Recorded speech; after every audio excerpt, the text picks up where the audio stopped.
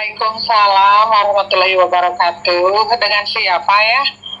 Saya Bu Tuti, Bu, dari TK Citra Ananda. Mohon maaf sekali mengganggu aktivitasnya.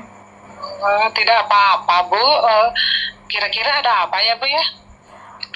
Begini, Bu, saya itu kan CGP. Ada Ya. tugas untuk mewawancarai kepala sekolah mengenai mengidentifikasi kasus-kasus yang merupakan dilema etika dialami oleh kepala sekolah. Apakah Ibu berkenan jika saya mewawancarai Ibu? Oh ya, tidak apa-apa, Bu. Silahkan saja. Selama saya bisa membantu gitu dan membagi kasus-kasus, sebenarnya banyak Bu kasus-kasus di sini. Gitu. Alhamdulillah atas waktunya ya Ibu ya. Ya. Begini Bu, selama ini apakah bisa dibagikan Bu kasus yang pernah Ibu alami, dilema etika atau bujukan moral yang pernah Ibu alami di TK Ibu? Banyak sekali Bu, karena sebagai pemimpin harus bisa menyelesaikan kasus-kasus tersebut gitu. Boleh Bu berbagi dengan saya contoh sebuah kasus yang pernah Ibu alami dan Ibu merasa ini kasus terbesar yang pernah Ibu alami di sekolah? Boleh saja. Nih, saya mempunyai, alhamdulillah ya, saya seorang kepala sekolah. Di sini saya mempunyai murid itu 50 siswa ya. Wow, Dan mempunyai 4 guru, yang mana kelompok A 2 guru, kelompok B itu 2 guru juga sama. Di mana masing-masing itu ada guru inti dan guru pembantu ya, guru bantu maksudnya. Nah, di mana di sini guru bantu itu belum bisa bertanggung jawab akan tugasnya gitu. Selalu kalau ke sekolah selalu saja datang terlambat. Terus bila diberikan tugas esok harinya untuk diberikan ke anak, selalu saja tidak dikerjakan. Nah, itu kan dilema untuk seorang kepala sekolah. Padahal ini kan udah 5 tahun ya, 5 tahun beliau mengajar menjadi guru. Pas awal ajaran atau tengah semester, saya sebagai kepala sekolah selalu memberi ujangan kepada guru-guru bagaimana itu tanggung jawab, bagaimana itu etika gitu. Tapi sampai sekarang guru itu masih sama, masih belum muncul gitu rasa tanggung jawabnya kepada tugasnya gitu. Beliau sebagai guru yang profesional gitu, seperti itu. Kasus yang dialami Ibu mengandung nilai yang berlawanan gitu Bu, dilema buat Ibu. Nah, di sini ya, sebetulnya ini guru yang kurang bertanggung jawab itu terletak di kelompok B sebagai guru bantu ya. Dia itu mempunyai anak kecil, alasannya ya, anak kecil yang tidak bisa ditinggal gitu. Jadi alasannya selalu saja, misal kalau anaknya panas dikit dia masuk, misal kalau nggak ada yang megang nggak masuk, imunisasi lah, itulah, inilah, jadi banyak alasannya gitu. Saya juga tahu ya Bu ya, sebagai kepala sekolah tahu sekali karena saya kan sudah pernah merasakan bagaimana punya anak kecil ya, pasti sangat repot ya. Tapi kan di sini juga guru juga kan harus tanggung jawab ya Bu kepada tugasnya dan harus profesional. Apalagi kita sebagai guru TK ya harus full tenaga, pikirannya. Apalagi kan anak TK itu suka diantar oleh orang tua, nah pasti disorot kan. Kalau guru itu siang, pasti orang tua otomatis bicaranya kenapa gurunya siang datangnya, kan tidak tahu kebenarannya nanti bagaimana guru itu bisa datang ke sekolahnya siang gitu, seperti itu. Dilemanya itu eh, individu lawan kelompok yang dimaksud Bu? Iya, iya, individu lawan kelompok, dan ini tanggung jawab ya Bu, kesadaran dirinya belum muncul gitu Bu, ya seperti itu. Ya. Langkah apa yang biasa Ibu lakukan menghadapi kasus seperti ini? Melalui pendekatan ya, pendekatan dengan individu tersebut, melalui pendekatan, terus yang pastinya menjadi teladan ya, menjadi teladan untuk guru tersebut. Bagaimana menjadi orang profesional dalam mengajar, datang ke sekolah tepat waktu, ya pokoknya menjadi teladan dulu, lalu melalui pendekatan-pendekatan yang maksudnya di luar jangkauan sekolah, misal kita makan-makan atau apa, kita sharing gitu, kita sharing dari hati ke hati, mungkin dengan sharing tersebut kita bisa menemukan solusi apa langkah-langkah selanjutnya supaya guru tersebut bisa datang tepat waktu dan bisa bertanggung jawab akan tugasnya gitu.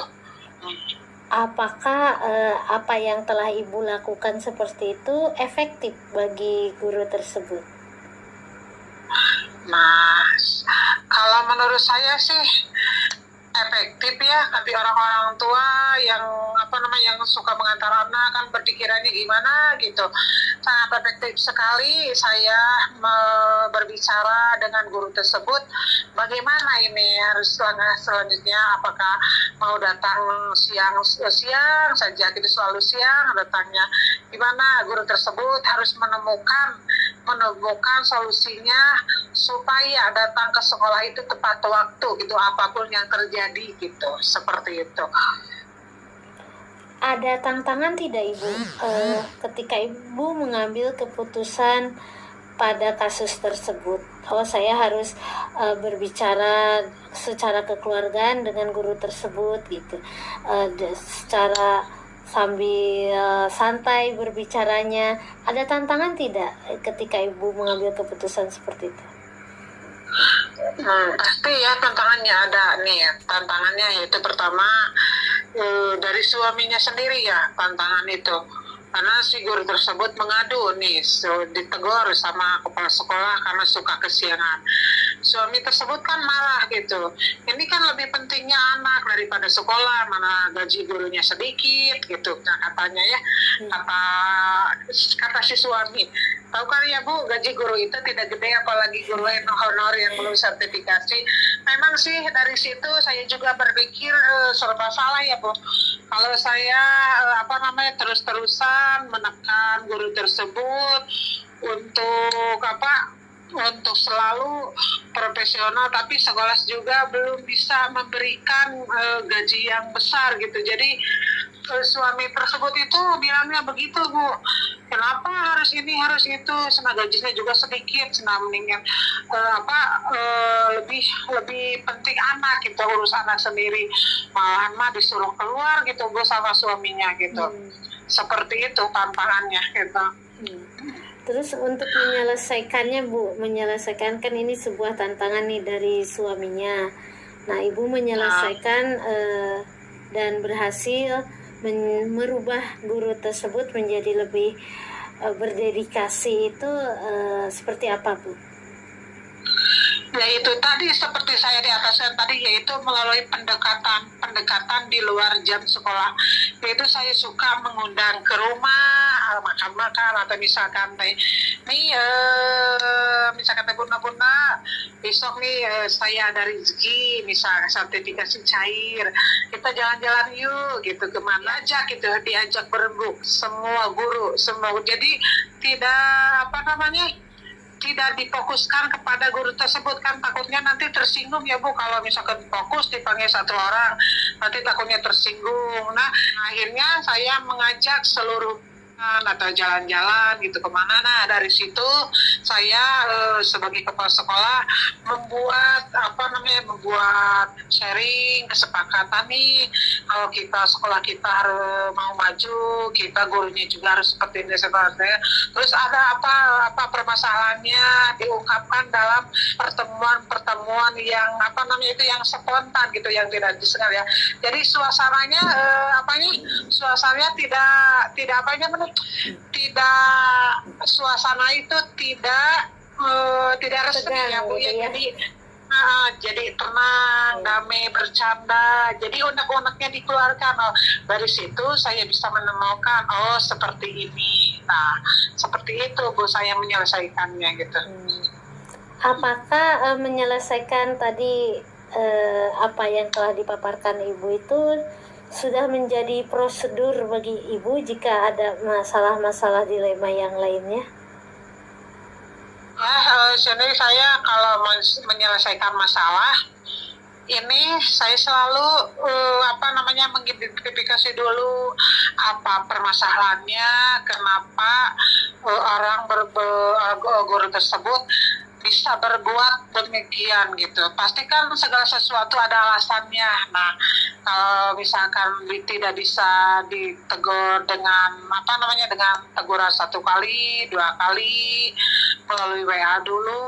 Nah, nanti kalau tidak berubah baru melakukan pendekatan seperti saya yang ungkapkan tadi ya gitu. Pengambil keputusan yang sangat berat sekali sebagai kepala sekolah. Di samping saya ingin gurunya profesional dalam bekerja, tapi di samping itu saya jujur kalau saya menekankan guru tersebut harus profesional, kadang saya berpikir juga saya kepala sekolah juga belum bisa memberikan gaji yang optimal seperti itu. Jadi ada faktor yang lain Kak Bu untuk mempermudah atau membantu Ibu mengambil keputusan? Nah, faktor-faktor lain misalkan kan saya memanggil guru-guru yang lain, misalkan beliau lagi izin, ya misalkan guru tersebut itu lagi izin, tidak ada. Nah, saya panggil yang kan tadi kata saya bilang ada 4 guru. Nah, kalau 1 orang ini berarti 3 orang yang saya panggil nih. Saya menceritakan permasalahan yang dihadapi. Nah, bagaimana ini solusinya? Jadi saya meminta pendapat dari guru-guru yang lain supaya tidak ada kecemburuan sosial atau kesinggung ya, jangan merasa tersinggung. Saya meminta kepada rekan-rekan guru bagaimana saya sebagai kepala sekolah harus bertindak dengan positif tanpa melukai hatinya, karena kan ini saya kan sudah kepala sekolah, saya sudah memberikan ultimatum ya Bu ya. Ya, guru bantu kebetulannya belum sarjana, lagi kuliah. Jadi orangnya itu diam aja. Kalau sukanya disuruh-suruh sama guru intinya, bisa kamu dilakukan. Dan lagi kalau dalam membimbing itu, kalau kan guru TK mah harus aktif ke sana kemari, apalagi guru kelas B itu kan 27, jadi membimbing anak itu bukan fokus ke 1 orang, jadi harus semuanya ya terisolir. Nah, ini dilihat-lihat dari pembelajaran itu diam saja, kalau di pojok sada ujar aja yang 1 orang yang dibimbing, padahal tidak seperti itu. Nah, ini faktor-faktor yang saya mempermudah itu menanyakan kepada guru inti kelas B bagaimana beliau mengajar. Saya mengumpulkan informasi dari guru-guru tersebut dan saran-saran yang saya bisa terima. Ini saya juga harus berpikir dengan peraturan di mana guru itu harus bertanggung jawab. Terus saya juga peduli karena guru tersebut mempunyai anak kecil yang sulit ditinggalkan gitu. Saya juga kan merasakan, karena saya juga pernah gitu merasa mempunyai anak kecil seperti itu Bu. Hebat sekali Ibu, sangat luar biasa sekali pengambilan keputusan yang telah diambil oleh Ibu. Nah, Bu, ini pertanyaan terakhir nih Bu. Dari semua hal yang telah Ibu sampaikan, pembelajaran yang dapat Ibu petik dari pengalaman yang telah Ibu paparkan itu, biar kejadian ini tidak terulang lagi baik kepada dia maupun ke guru yang lain. Ibu melakukan apa ke depannya gitu ya? Depannya harus lebih tegas lagi mungkin ya. Harus lebih membimbing lagi kepada saya sebagai kepala sekolah. Terus jangan bosan ya, jangan bosan membimbing guru-guru tersebut dan mengirimkan pelatihan guru tersebut untuk mengikuti pelatihan yang pedagogi gitu sepertinya. Itu karena membutuhkan pengalaman mungkin ya, karena kurang tanggung jawab mungkin. Dengan pelatihan rasa tanggung jawabnya akan muncul gitu, seperti itu Bu. Terima kasih Ibu, sangat luar biasa. Saya mewawancara Ibu, jadi saya mempunyai pengalaman yang bisa diambil hikmahnya dari Ibu. Terima kasih, mohon maaf ya, saya sudah merepotkan Ibu, mengganggu Ibu. Sama-sama. Assalamualaikum.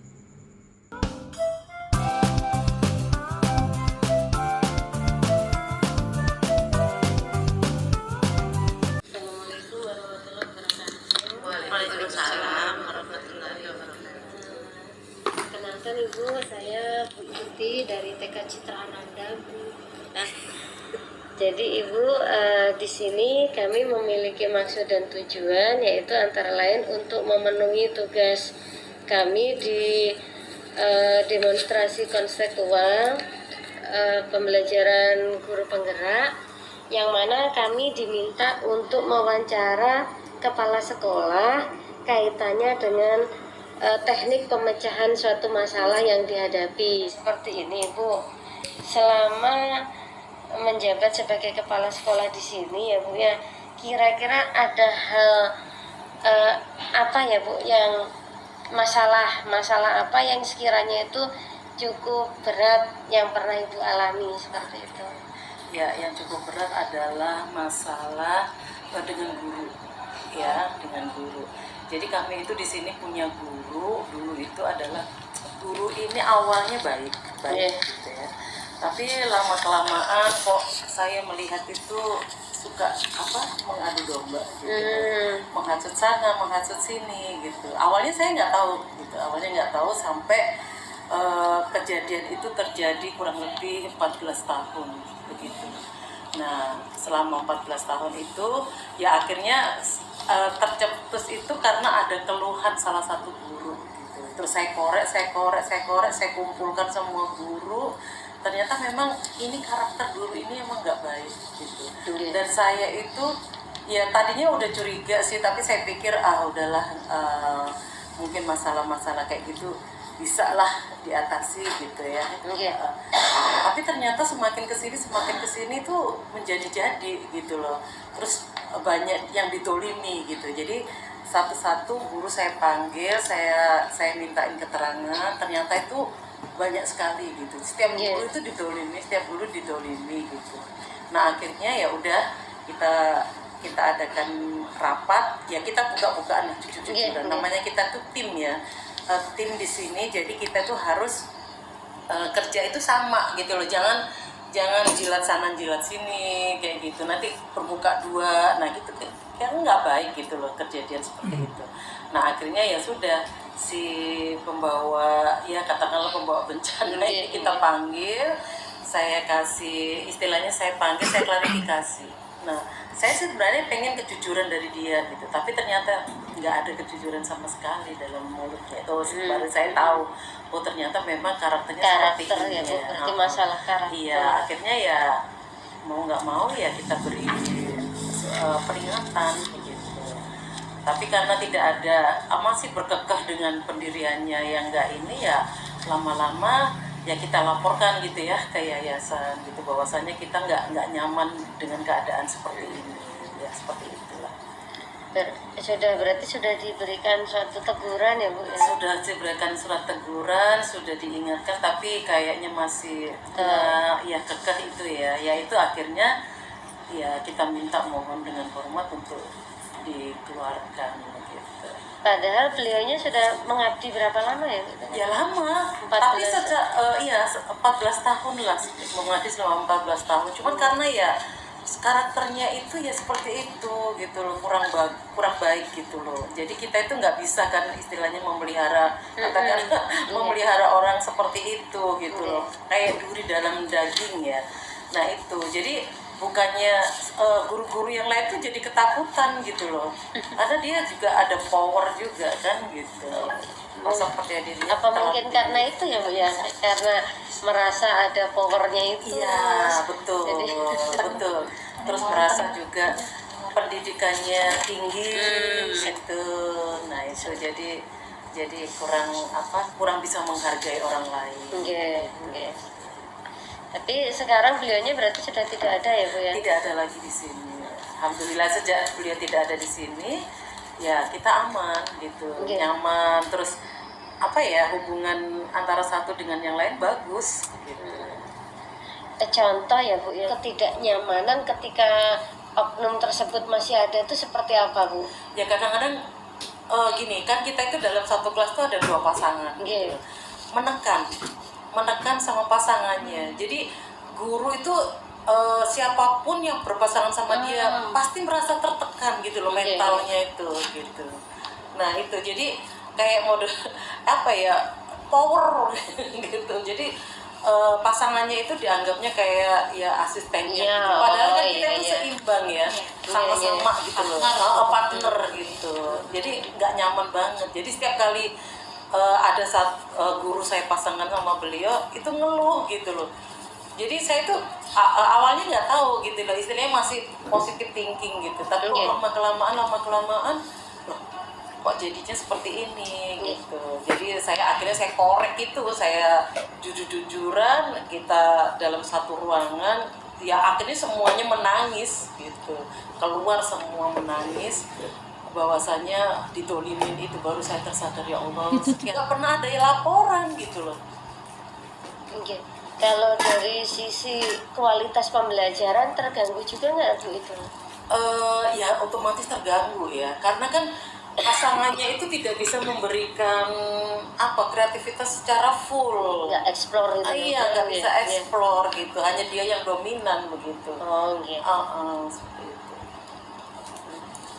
Ibu, kalau boleh saya tahu, ketika Ibu memutuskan mengambil keputusan itu, adakah dilema yang Ibu rasakan? Apakah keputusan saya itu tepat, atau jangan-jangan ini ragu-ragu, atau ternyata keputusan saya itu terlalu lemah gitu ya? Iya. Ada juga sih, namanya kita orang Islam ya, ada perasaan jangan-jangan saya itu salah mengambil langkah begitu ya. Iya. Jadi takut gitu loh, karena ini menyangkut sandang pangan orang ya. Iya. Nah itu jadi ada juga perasaan gitu, kok masih bisakah kira-kira mau diperbaiki gitu. Ya kita tunggu sampai beberapa kali kita ini kayaknya masih tetap gitu loh. Jadi akhirnya ya kita putuskan sudah gitu loh. Saya pikir begini, karena kita itu adalah tim ya, kerja tim. Jadi kalau ada satu katakanlah duri ini nggak dicabut, tim ini nggak bisa bergerak gitu loh. Nah itu akhirnya ya kita putuskan prioritas adalah kerja tim untuk bagaimana sekolah ini bisa berkualitas, bisa maju. Ya sudah, kita harus cut, mau nggak mau kita cut, walaupun ya kita merasa aduh sudah 14 tahun ya bersilaturahim gitu ya, bersinergi sama dia gitu. Ada juga perasaan berat, ada juga perasaan ini, tapi ya mau nggak mau itu harus kita cabut gitu. Ya itu dilemanya di situ. Apa yang menjadi pertimbangan Ibu memutuskan untuk pertimbangan apa saja tuh ketika Ibu mengambil keputusan seperti itu? Oke, pertimbangannya yang jelas adalah kita itu ingin maju ya, tapi kalau ada penghalang kayak gitu, otomatis penghalangnya harus disingkirkan dulu begitu. Itu jadi pertimbangannya. Terus yang kedua, Ya itu akhlak ya, menyangkut masalah akhlak. Boleh orang pinter, tapi kalau tidak berakhlak, no, nggak laku di sini. Jadi apalagi kita menyandang Islam, bendera Islam. Jadi akhlak itu adalah nomor satu. Sepintar apapun dia, sepede apapun dia, tapi kalau akhlaknya nggak bagus, ya kita harus singkirkan begitu. Jadi pertimbangan itu akhlak nomor satu. Karena kita itu sebagai seorang guru kan contoh ya, contoh dan teladan. Bagaimana kita memberikan contoh dan teladan yang baik kalau diri kita sendiri tidak baik. Nah itu tuh nomor satu prioritasnya. Ya mungkin itu. Yang kedua ya kerja tim itu. Tim akan terganggu kalau memang ada orang-orang seperti itu. Dan ternyata alhamdulillah keputusan kami benar gitu loh. Begitu dia hengkang, ya kita akhirnya bisa eksplor, semuanya bisa eksplor. Tapi enjoy ya Bu ya. Enjoy, bisa kayak apa, bebas ya, gitu, tanpa halangan gitu ya. Oh, kalau begitu Bu, dalam Ibu kan sudah nih mencari solusinya, mencari informasi, akhirnya mengambil suatu keputusan. Pada saat Ibu mau mengambil keputusan itu, apakah ada tantangan yang Ibu hadapi? Ya tantangan itu tantangan batin yang jelas, tantangan batin. Takut sama Allah ya, apakah keputusan yang saya ambil nanti itu benar apa salah gitu. Jadi itu tantangan saya, tantangan batin, perang batin. Bagaimanapun juga saya kalau mau istilahnya gini, katakanlah mau berhentikan dia, otomatis saya sudah menutup sandang pangannya dia, rezekinya dia lah, katakan di situ, di sini gitu ya. Nah itu, jadi perang itu adalah perang batin. Tapi di sisi lain ada 14 anak buah yang perlu perlu dilindungi, perlu supaya lebih maju, lebih eksplor, lebih berkreatif gitu. Nah jadi itu yang perang batin di situ. Jadi pada saat itu setelah Ibu mengambil keputusan, apakah ada umpan balik dari guru yang tadi diputuskan untuk supaya keluar dari sekolah? Apakah beliaunya ada merasa terima atau nggak terimanya gitu Bu? Iya, yang jelas nggak terima. Bagaimanapun juga orang ini ya dia harus menerima resikonya gitu loh, dengan perbuatan dia selama ini mendolimin orang lain. Ya sekarang dia seolah merasa dirinya terdolimi oleh kita gitu. Ya memang sih dampak dari itu ya kayaknya dia kalau ketemu kita itu nggak senang hati begitu. Tapi ya kami berusaha untuk selalu baik sama beliau. Kalau ketemu ya kita sapa. Ya kalau dia nggak membalas sapaan kita, ya itu pribadi dia gitu kan. Tapi kita sebagai manusia biasa ya berusaha untuk menjalin silaturahim gitu ya. Kita pengennya juga tetap baik-baik saja gitu.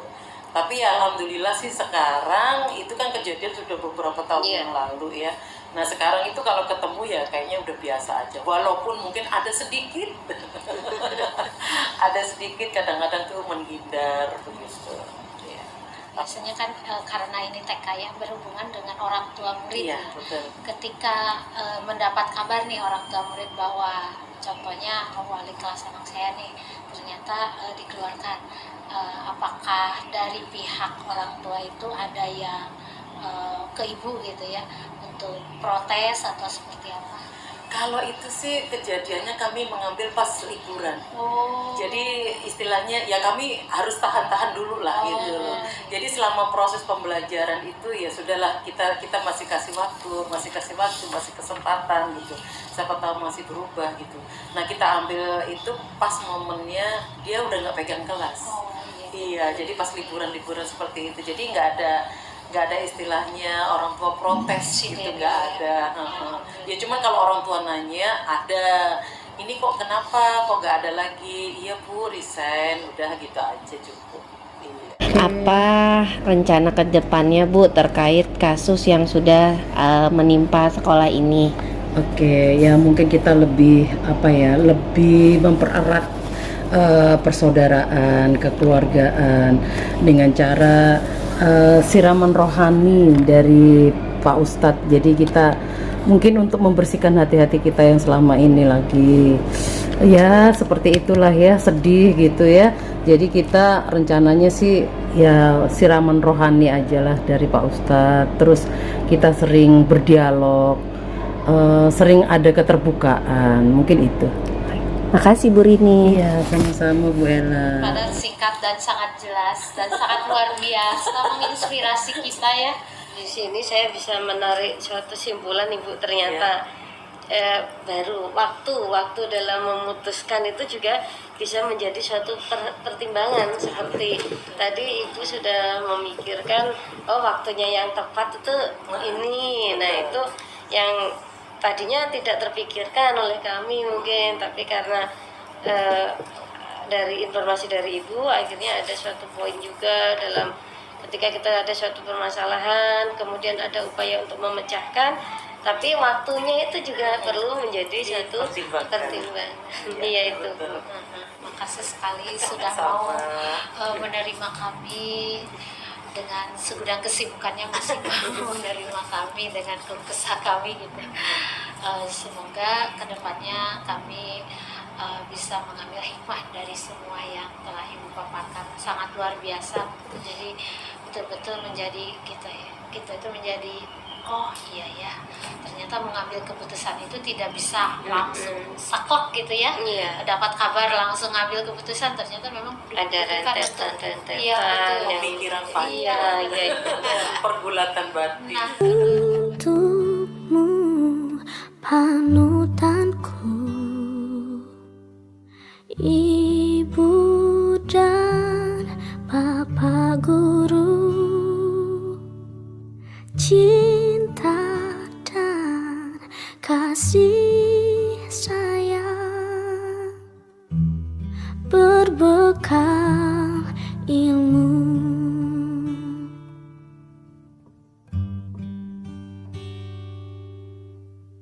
Untukmu pahlawanku, Ibu dan Bapak Guru, ilmu yang kau tanamkan ku jaga selalu. Jangan sedih Bapak Guru, jangan sedih Ibu Guru, lihatlah nanti kami jadi orang hebat. Jangan gundah Bapak Guru, jangan risau Ibu Guru, di tanganmu masa depan kami.